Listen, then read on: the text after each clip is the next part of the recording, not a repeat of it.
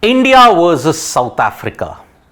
Two teams undefeated in the T20 World Cup of 2024.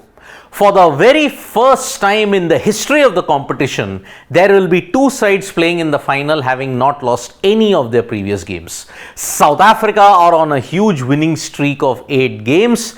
On top of that, India, one match was washed out, but they are also unbeaten. In the final, one streak is going to end. Will it be 26 years of pain, or will it be 11 years of ICC heartbreak for India, which is going to end? Because South Africa finally won a semi-final for the first time since 1998. That was the time when they beat Sri Lanka at the Bangabandhu Stadium, and that's why 1998 was an epochal year for South Africa. India, on the other hand, they have been in the finals of the WTC, ODI, and now in the T20 World Cup.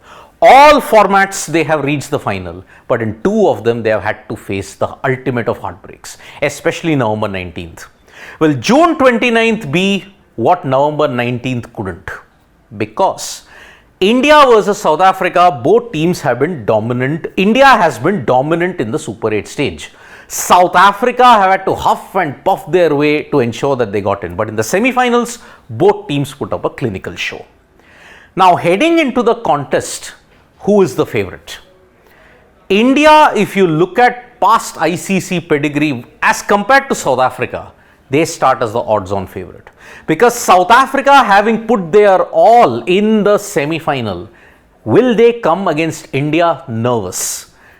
And if you look at it, perhaps the trauma of not winning many ICC events, India have at least won 4 ICC events, 1983, 2011, 2013 and 2007. You can include a 5th one, but that's an asterisk with 2002 being shared. So, South Africa with 1, India with 4. That big game pressure will tell at this point. And if you look at the knockout stages, India definitely start as the favorites because India and South Africa have clashed in an ICC knockout. I'm not looking at the games, league games that was deemed a knockout. No. Proper knockout, meaning a semi-final, quarter-final, final, where elimination is certain.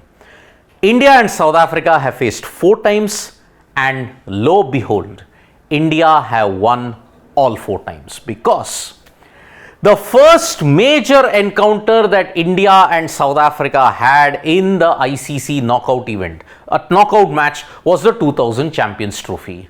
India were boosted by Sourav Ganguly's magnificent 141 in the semi-final in Nairobi and Zaheer Khan's early burst. That ensured India won by a whopping 95 runs. Having already beaten Australia, having already now beaten South Africa, India marched into the final against New Zealand, but they froze. And that's where New Zealand managed to win. But those 2 matches that they played, especially against Australia and South Africa, was an intent that this Indian team was destined for wonders. And Sourav Ganguly and Zaheer Khan led from the front. The 2002 Champions Trophy perhaps represented the crescendo of how South Africa could choke. Jacques Kallis on 97, Herschel Gibbs on 116. Already earlier, Yuvraj Singh had hit 62, Rahul Dravid had hit 49, and because of that, India had notched up a very good total. But when Herschel Gibbs retired hurt due to cramps on 116, South Africa suffered the ultimate choke. India were bowling with inspiration. And in that 2002 Champions Trophy at the Premadasa Stadium, India won by 10 runs. It was Virender Sehwag's 3 wickets that ensured South Africa, from a winning position, absolutely capitulated. And because of it, India managed to get through to the final. So in 2 semi-finals, when you have looked at it, India have gotten the better of South Africa.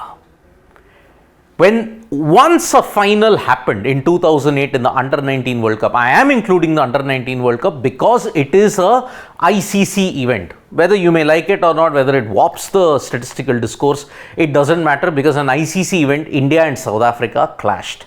And in the final, chasing 115, South Africa under the DLS method capitulated and they managed only 103. India won by 12 runs with Tanmay Srivastava hitting 46 and the rest of the bowlers in Ajitesh Shargal, Ravindra Jadeja, Siddharth Kaul taking 2 wickets.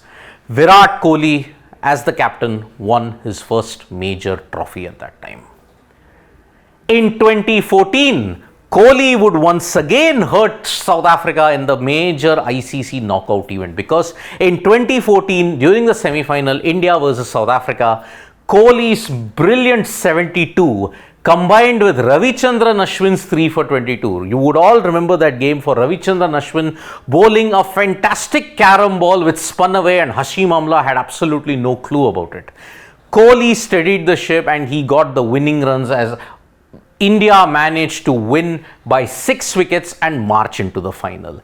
Until that time, India had not lost a single game in the 2014 T20 World Cup. But against Sri Lanka, they came up short. So, when you look at major ICC events, it's 4-0 in India's favor.